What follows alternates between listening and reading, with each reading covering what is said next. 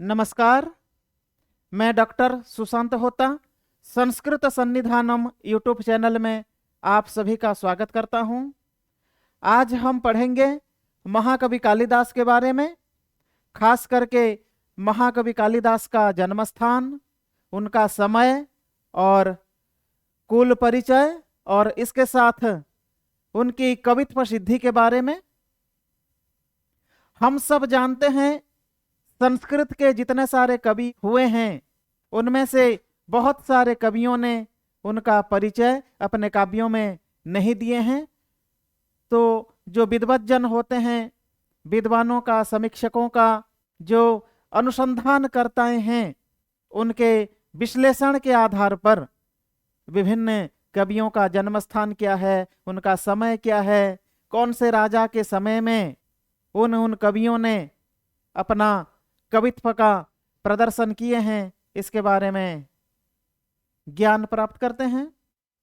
तो महाकवि कालिदास ने भी अपने काव्यों में इसके बारे में, अर्थात उनका जन्म स्थान, कुल परिचय इत्यादि के बारे में कहीं पर वर्णन नहीं किए हैं। तो विद्वानों का जो मत है, जो विश्लेषण है, इसके आधार पर हम यहाँ पर विचार करेंगे। उनका जन्म स्थान, समय, कुल परिचय और कवित्व सिद्धि इत्यादियों के बारे में कुछ कथाएं, कुछ किंवदंतियां प्राप्त होती हैं। तो यहाँ देखेंगे, कुछ लोग कहते हैं महाकवि कालिदास काश्मीर निवासी। महाकवि कालिदास काश्मीर प्रदेश के निवासी हैं। और कई लोग कहते हैं महाकवि कालिदास वंग निवासी, वो वंग प्रदेश के हैं। कई विद्वानों का मत है। पुनः महाकवि कालिदास मिथिला निवासी, कई लोग, कई विद्वान बताते हैं वह मिथिला के निवासी हैं। पुनश्च और कई सारे विद्वान इस मत को अत्यंत महत्वपूर्ण और युक्ति संगत मानते हैं। क्या है वह? परंतु उज्जयिनी नगरीं प्रति महाकवि कालिदासस्य अतिशयम् अनुरागं दृष्ट्वा तम उज्जयिनी निवासी इति स्पष्टीकुर्वन्ति। लोग क्या कहते हैं? महाकवि कालिदास उज्जयिनी के हैं। आज जिस नगर को हम उज्जैन के नाम से जानते हैं, जो कि मध्य प्रदेश में स्थित है, मेघदूतम इति खंडकाव्यम महाकवि कालिदासस्य। महाकवि कालिदासः दीर्घेणापि मार्गेण मेघम उज्जयिनीं नयति। मेघदूतम जो खंडकाव्य है, जो गीति काव्य है, इसमें मेघ के माध्यम से जब संदेश भेजता है यक्ष, अभिशप्त यक्ष अपनी पत्नी के पास, तो उसी संदर्भ पर महाकवि कालिदास का जो वचन है, जो उक्ति है, जो कथन है, वह भी स्मरणीय है। वह महाकवि कालिदास को उज्जयिनी निवासी के रूप में ग्रहण करता है। जैसे कि श्लोक हम यहाँ जानेंगे। मेघदूतम में कालिदास कहते हैं, वक्रः पंथः यदपि भवतः प्रस्थितस्योत्तराशां शोधोत्संग प्रणय विमुखो मास्म भूरुज्जयिन्यः विद्युद्दाम स्फुरित चकितैस्तत्र पौरांगनानां लोलापांगैर्यदि न रमसे लोचनैर्वंचितोऽसि। मेघदूत खंड काव्य में महाकवि कालिदास का यह उक्ति उनको उज्जयिनी निवासी के रूप में प्रतिष्ठित करती है। इस श्लोक के माध्यम से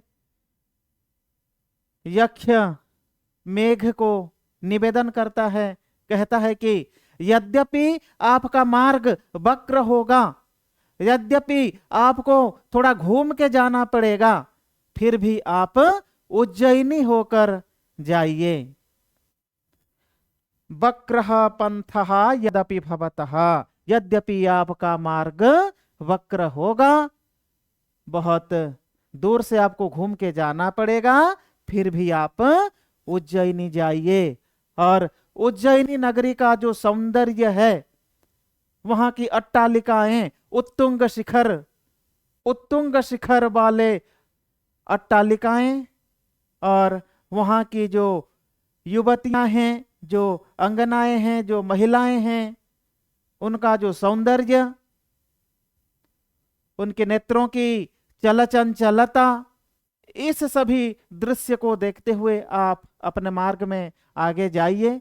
इस प्रकार यक्ष निवेदन करता है मेघ से, और कालिदास का इस प्रकार वर्णन उनको उज्जैनी निवासी के रूप में प्रतिष्ठित करता है। यह है पूरा श्लोक। मेघदूतम की कक्षा में हम विस्तृत जानेंगे इसके बारे में। वक्रः पंथः यद्यपि भवतः प्रस्थितस्योत्तराश्राम, थोड़ा उत्तर दिशा से घूम के आप जाइए। सौधोत्संग प्रणय विमुखो मास्मभूरुज्जैन्यः सौधः, वहां पर जो बड़ी बड़ी अट्टालिकाएं हैं, उनका जो सौंदर्य है, उन सभी अट्टालिकाओं को आप थोड़ा स्पर्श करते हुए आगे जाइए। और इसी प्रकार विद्युद्दाम स्फुरित चकित तत्र पौरांगना नाम, वहां की जो अंगनाएं हैं, जो महिलाएं हैं, उनका नेत्र अत्यंत चलचंचल होता है। और आप वहां उज्जैनी नगरी जाकर वहां पर आप जब बिजली गिराएंगी, तो बिजली या विद्युत जो है उनके नेत्रों में पड़ते हुए, उनके नेत्रों में जब गिरेंगे, उनके नेत्र और भी चलचंचलित होंगे, सौंदर्य परिपूर्ण होंगे। इस प्रकार का वर्णन। लोलापांगैर यदि न रमसे लोचनैर्वंचितो असि, आप यह सभी दृश्य को अवश्य देख के आगे जाइए, अपना चक्षु को आप सार्थक कीजिए। इस प्रकार यक्ष के मुख से महाकवि कालिदास शब्द बोलते हैं। ठीक है, और विस्तृत हम मेघदूतम की कक्षा में जानेंगे। तो जन्मस्थान क्या है महाकवि कालिदास का? उज्जैनी। उज्जैनी नगरी, जिसको आज हम उज्जैन के रूप में जानते हैं। ठीक, ओके।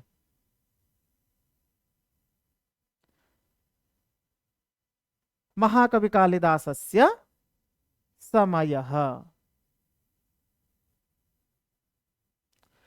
महाकविः कालिदासः उज्जैनी नगर्याः राज्ञः विक्रमादित्यस्य राजसभायां नवरत्नेषु आसीत्।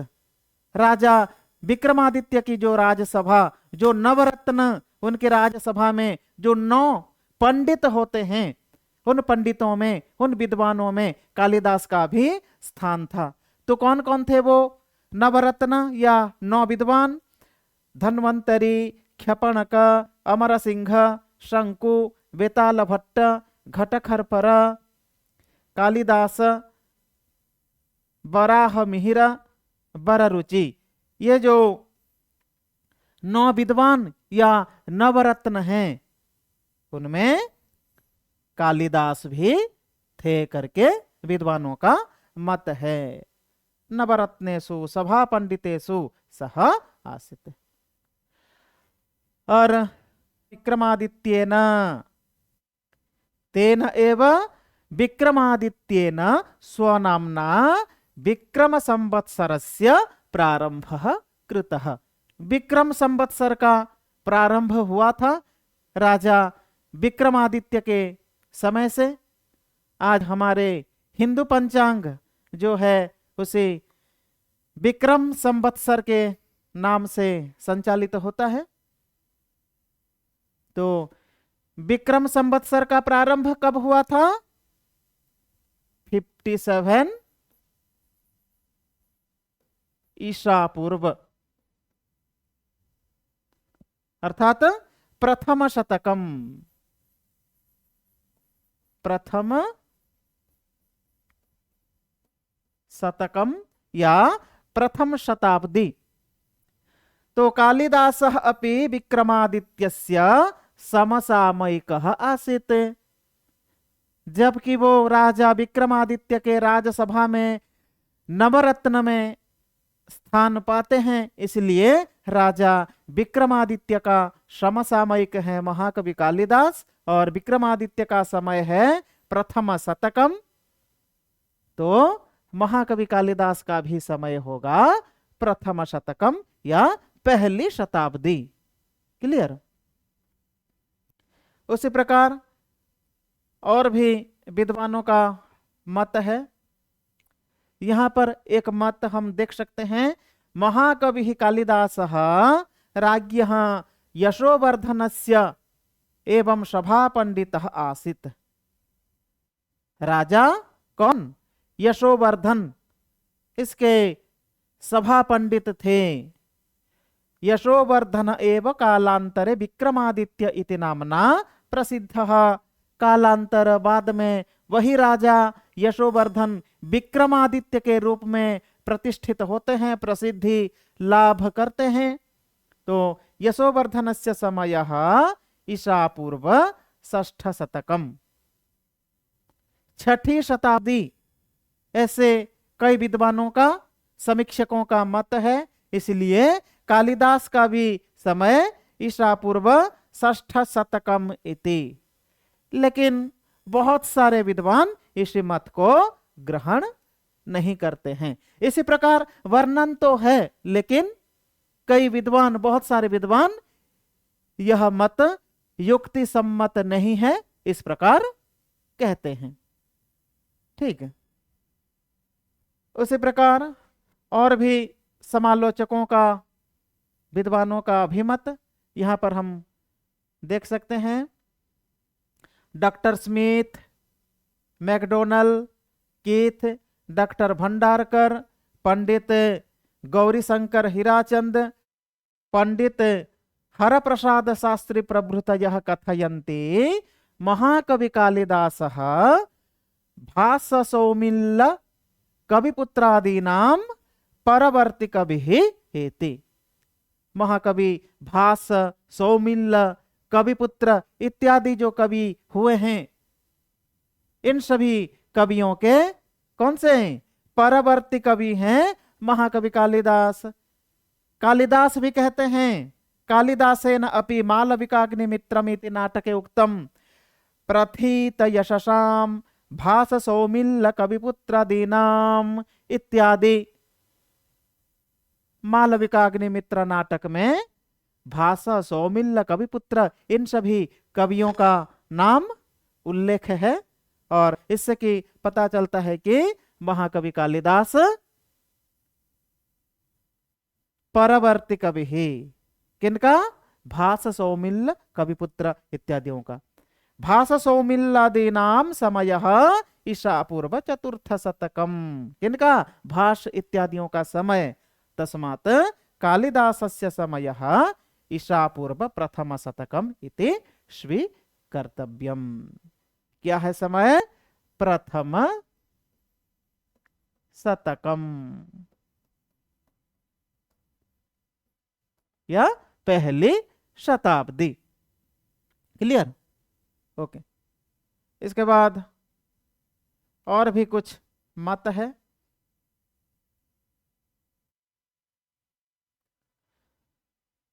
महाकवि कालिदासः स्वकीये विक्रमोर्वशीयम् इति नाटके राज्ञः विक्रमादित्यस्य नामोल्लेखं कृतवान्। राजा विक्रमादित्य के बारे में वर्णन करते हैं। उसी प्रकार उज्जयिन्यः राजा विक्रमादित्यः ईसा पूर्व प्रथम शतके आसीत्। उनका समय है पहली शताब्दी। पुनः कवि अभिनंदः रामचरित नाटके कालिदासस्य प्रशंसाम अकरोत्। कालिदास की प्रशंसा करते हैं अभिनंदः। इसके पश्चात अभिज्ञान शाकुंतलस्य षष्ठे अंके प्रतिपादितम यत् राज्यस्य कश्चन निस्सन्तानः मनुष्यः मृत्युं प्राप्नोति चेत तस्य संपत्तिः राज्ञः अधीना भवति। अगर राज्य का निस्संतान मनुष्य, कोई व्यक्ति जिसका कि कोई संतान नहीं है, अगर वह मर जाता है या उसकी मृत्यु हो जाती है तो उसकी संपत्ति कहां चली जाती है? राजा के अधीन में चली जाती है। और यह नियम कब था? प्रथम शतके अयम नियमः राज्य संहितायाम आसीत्। पहली शताब्दी में यह नियम था। पहली शताब्दी का जो संविधान है, राज्य की जो संहिता है, उसी संहिता में यह उल्लेख था। इसीलिए प्रथम शतकम, पहली शताब्दी है कालिदास का समय। एतेषां प्रमाणानाम् आधारेण कालिदासस्य समयः प्रथम शतकम इति सिद्धः भवति। कालिदास का समय पहली शताब्दी। इसी प्रकार अन्येषामपि केषांचन विदुषां मतानि वर्तन्ते, और भी कई मत हैं। कालिदासः बौद्ध महाकविः अश्वघोषस्य पूर्ववर्ती कविः। अश्वघोष महाकवि, उनके पूर्ववर्ती कवि हैं कालिदास। जैसे कि अश्वघोष का एक काव्य है सौंदरानंद महाकाव्यम, उसी काव्य में अश्वघोष लिखते हैं मोक्ष्यार्थ गर्भाकृति।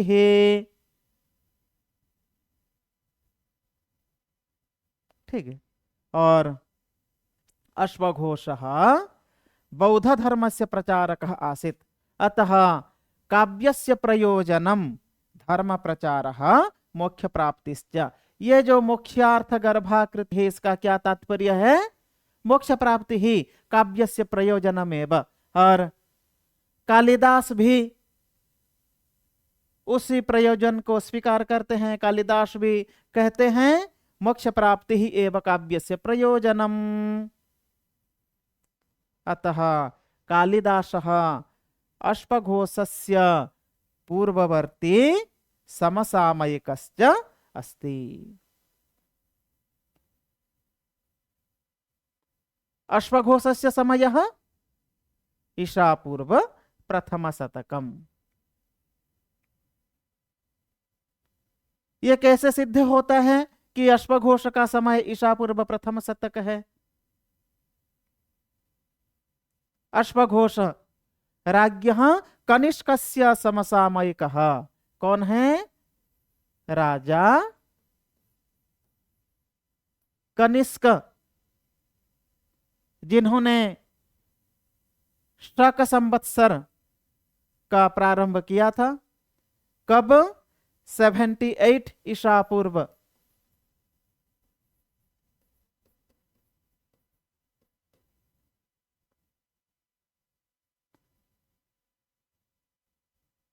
विद्वान लोग कहते हैं कनिष्कस्य समसामयिकः, कनिष्कस्य सभा पंडितः अश्वघोषः इति। और ये जो कनिष्क ईसा पूर्व 78 में शक संवत्सर या शकाब्द,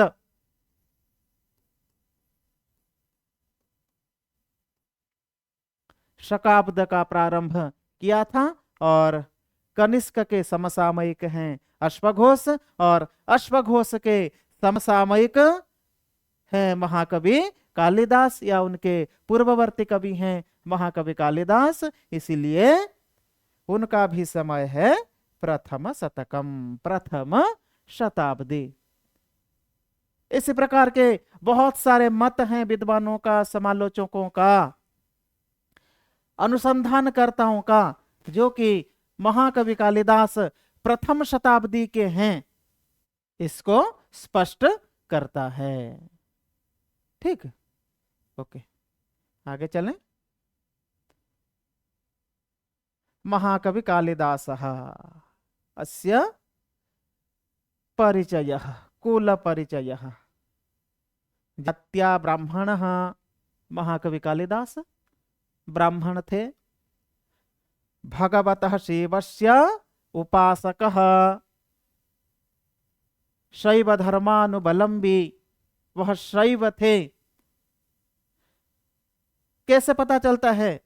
महाकवि कालिदास के अगर हम सभी काव्यों को देखेंगे, काव्यों में वो भगवान शिव जी का ही वर्णन करते हैं, चाहे वो अभिज्ञान शाकुंतलम का मंगलाचरण हो, चाहे वो रघुवंश का मंगलाचरण हो। अभिज्ञान शाकुंतले प्रत्यक्षाभिप्रपन्नस्तनुभिरवधुवस्ताभिरष्टाभिरीशः, अष्ट तनुओं से युक्त भगवान शंकर का आशीर्वाद प्राप्त करते हुए ग्रंथ का प्रारंभ करते हैं, भगवान शिव जी की स्तुति करते हैं। रघुवंश महाकाव्य में वागर्था विव संपृक्तौ वागर्थ प्रतिपत्तये जगतः पितरौ वंदे पार्वती परमेश्वरौ। माता पार्वती और पिता के रूप में भगवान शिव जी की स्तुति करते हैं, नमस्कार करते हैं, वंदन करते हैं। उसी प्रकार वह उज्जैन के निवासी हैं, जहाँ पर महाकालेश्वर सुशोभित हैं, पूजित हैं। तो इसी के अनुसार, इसी प्रकार महाकवि कालिदास शैव थे, शिव जी के उपासक थे, हम जानते हैं। पुनः कालिदासः काल्यः दासः कालिदासः। भगवती देवी काली की उपासना करते हुए वह कवित्व शक्ति को प्राप्त किए थे। बहुत सारी ऐसी कथाएं हैं, बहुत सारी किंवदंतियां हैं, ऐसी रोचक कथाएं हैं महाकवि कालिदास के जीवन के बारे में। तो भगवती काली की उपासना करते हुए वह कवित्व शक्ति को प्राप्त किए और अपने रचना में प्रवृत्त हुए।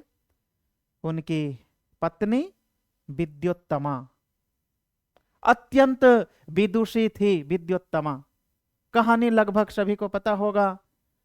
विद्योत्तमा प्रखर पांडित्य से परिपूर्ण, बड़े बड़े विद्वान, बड़े बड़े पंडित उनके सामने नतमस्तक हो जाते थे विद्योत्तमा के ज्ञान के आगे।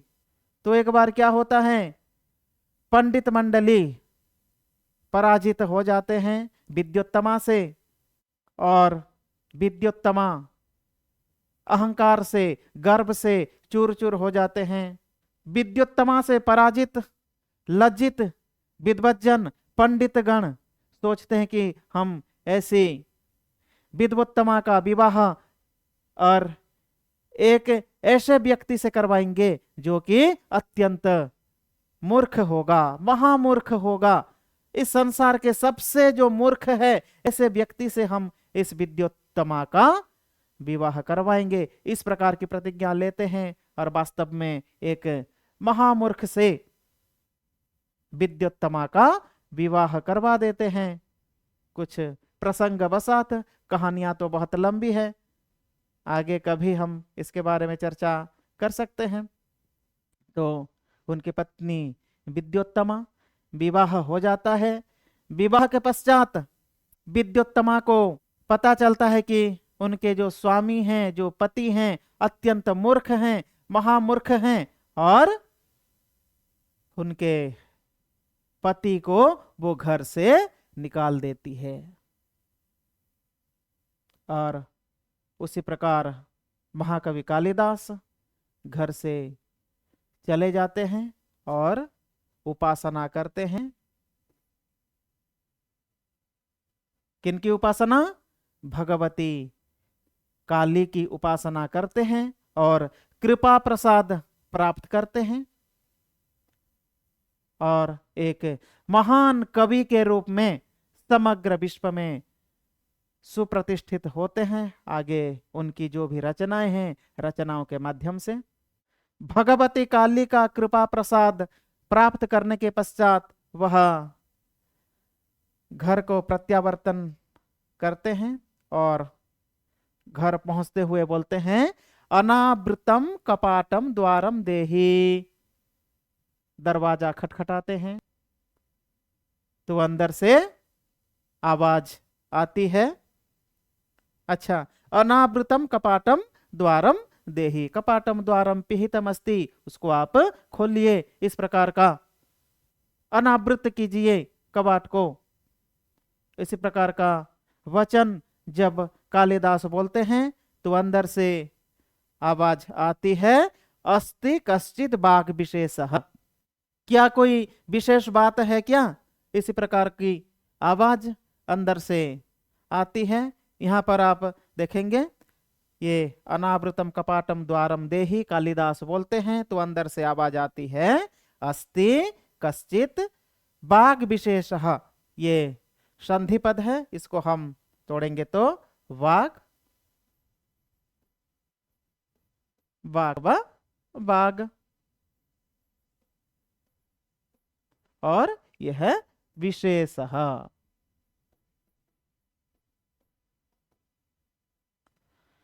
इसी प्रकार अस्ति कश्चित वाग और विशेषः, जब अंदर से आवाज आती है तो इन सभी शब्दों को लेकर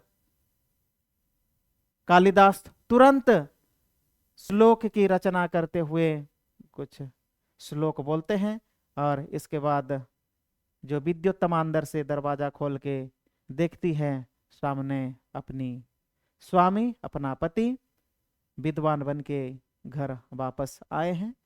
इस प्रकार की रोचक कथाएं, किंवदंतियां प्राप्त होते हैं। तो अस्ति कश्चित बाग विशेषः, अस्ति इति शब्द से वो एक श्लोक रचना करते हैं, जो कि अस्ति इति जो शब्द है, इसी शब्द से महाकवि कालिदास एक श्लोक रचना करते हैं, जो कि कुमार संभव महाकाव्य का मंगल श्लोक है। अस्त्युत्तरस्यां दिशि देवतात्मा हिमालयो नाम नगाधिराजः, पूर्वापरौ तोयनिधि वगाह्य स्थितः पृथिव्या इव मानदण्डः। पहला श्लोक अस्ति शब्द से, उसी प्रकार दूसरा जो शब्द है कश्चित, इसी शब्द से एक श्लोक रचना करते हैं, जो कि मेघदूतम गीति काव्य का पहला श्लोक मंगलाचरण श्लोक है। पद क्या है? कश्चित, कश्चित कांता विरह गुरुणा स्वाधिकारात् प्रमत्तः, शापे नास्तं गमित महिमा वर्षभोग्येन भर्तुः, यक्षश्चक्रे जनकतनया स्नान पुण्योदकेषु, स्निग्धच्छाया तरुषु वसतिं रामगिरियाश्रमेषु। यह है मेघदूत गीति काव्य का मंगल श्लोक। इसी प्रकार जो तीसरा शब्द था बाक, अस्ति कश्चित बाग विशेषः, बाक वागर्थाविव संपृक्तौ वागर्थ प्रतिपत्तये, जगतः पितरौ वंदे पार्वती परमेश्वरौ। रघुवंशम यह महाकाव्य का यह है मंगल श्लोक। और विशेषः, उसी प्रकार अगला शब्द क्या है? विशेषः। अस्ति कश्चित बाक विशेषः। तो श्लोक, यह श्लोक है ऋतु संहारम गीति काव्य का। लेकिन यहां पर हम देखेंगे ये जो श्लोक है, इस श्लोक में तो पहला शब्द विशेष शब्द नहीं है, यहां तो प्रचंड शब्द है। तो इसको हम विशेष के रूप में कैसे ग्रहण करेंगे? तो पहले श्लोक जान लेते हैं। श्लोक क्या है? प्रचंड सूर्यः स्पृहणीयश्चंद्रमः, सदावगाह क्षतवारि संचयः, दीनांतरम्योऽभ्युपशान्तमन्मथो निदाघ कालः समुपागतः प्रिये। यह है ऋतुसंहार का मंगल श्लोक, जो कि कालिदास तुरंत ही श्लोक रचना करते हुए अपनी पत्नी को सुनाते हैं। तो प्रचंड सूर्यः इति किमर्थम, बहुत सारे परीक्षाओं में प्रश्न आते हैं, प्रचंड सूर्यः किमर्थम विशेषः इत्यस्मिन् स्थाने, या विशेषः इस शब्द से जो श्लोक का रचना हुआ है वो कौन सा श्लोक है, और वहां पर प्रचंड शब्द क्यों है। बाक परीक्षाओं में, इंटरव्यू में भी पूछा जाता है, यहाँ शब्द तो विशेष है लेकिन प्रचंड क्यों है, और यहाँ पर विशेष शब्द को क्यों ग्रहण किया जाता है, ऐसे प्रश्न किया जाता है। तो आप लोग भी थोड़ा ध्यान दीजिए। प्रचंड सूर्यः शब्द क्या है, प्रचंड। ये किसके लिए प्रयोग हुआ है, सूर्य के लिए। कीदृशः सूर्यः प्रचंडः सूर्यः, परंतु विद्वानों का कहना है जो स्वयं प्रचंड है इसके लिए प्रचंड शब्द का प्रयोग हम किस प्रकार करेंगे। सूर्य तो स्वयं स्वाभाविक रूप से प्रचंड है ही, तो इसके लिए हम प्रचंड शब्द को प्रयोग नहीं कर सकते। तो इसके लिए हम कौन सा शब्द प्रयोग करेंगे, विशेष शब्द को प्रयोग करेंगे। प्रचंड सूर्यः इत्यस्मिन् स्थाने, प्रचंड सूर्य के स्थान पर हम क्या लिखेंगे, विशेष सूर्यः। प्रचंडः सूर्यः, प्रचंड सूर्यः, हम यही नहीं बोलेंगे प्रचंडः सूर्यः, हम क्या बोलेंगे, विशेष सूर्यः, विशिष्ट गुणेषु, विशेष गुणेषु युक्तः सूर्यः। तो इसी प्रकार विद्वानों ने परिकल्पना की है। अस्ति कश्चित वाक् विशेषः, ये प्रचंड सूर्य के स्थान पर विशेष शब्द को ग्रहण करते हैं, क्योंकि सूर्य स्वयं प्रचंड है, इसलिए प्रचंड शब्द का प्रयोग युक्ति सम्मत नहीं लगता है। और यहां पर हम विशेष सूर्य, विशेष शब्द को ग्रहण करेंगे, विशेष गुणों से युक्त सूर्य, इस प्रकार कहना सार्थक होगा। तो यह है श्लोक, प्रचंड सूर्यः स्पृहणीयश्चंद्रमा, प्रचंड के स्थान पर विशेष को ग्रहण किया जाता है। तो इसी प्रकार अस्ति कश्चित वाग् विशेषः, 4 शब्द से 4 श्लोक महाकवि कालिदास सुनाते हैं। तो अपनी पत्नी विद्युत्तमा द्वार खोल के आगे देखती है, अपने पति को देखते हुए अत्यंत प्रसन्न हो जाती है, और फिर आगे कालिदास अपने कार्यों में प्रवृत्त होते हैं, रचनाओं में प्रवृत्त होते हैं। और हमारे सामने संस्कृत साहित्य जगत में उनके बहुत सारे रचनाएं हैं। उन्हीं रचनाओं के बारे में हम अगली कक्षा में चर्चा करेंगे। कुछ मुख्य रचनाएं हैं और कुछ गौण रचनाएं हैं। कालिदास के नाम से बहुत सारे ग्रंथों के नाम प्राप्त होते हैं। इन सभी तत्वों के बारे में विचार करेंगे। आज के लिए इतना ही, फिर मिलेंगे हम अगली कक्षा में। सभी को धन्यवाद, नमस्कार, पुनर्मिलामः, नमो नमः।